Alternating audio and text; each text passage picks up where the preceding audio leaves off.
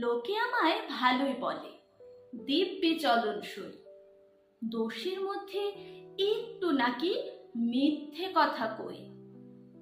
ঘাটশিলাতে যাবার পথে ট্রেন ছুটেছে যখন, মায়ের কাছে বাবার কাছে করছি বকম বকম। হঠাৎ দেখে মাঠের মধ্যে চলন্ত সব গাছে এক এক রকম ভঙ্গি ফোটে, এক এক রকম নাচে।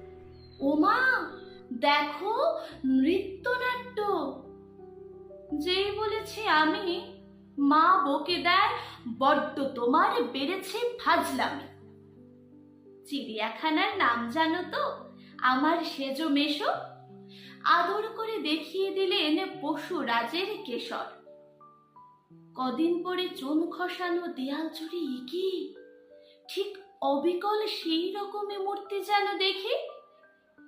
ক্লাসের মধ্যে যেই বলেছি সুরঞ্জনার কাছে, জানিস আমার ঘরের মধ্যে সিংহ বাঁধা আছে, শুনতে পেয়ে দিদিমণি অমনি বলেন, শোনো, ওসব কথা আবার যেন না শুনে কখনো।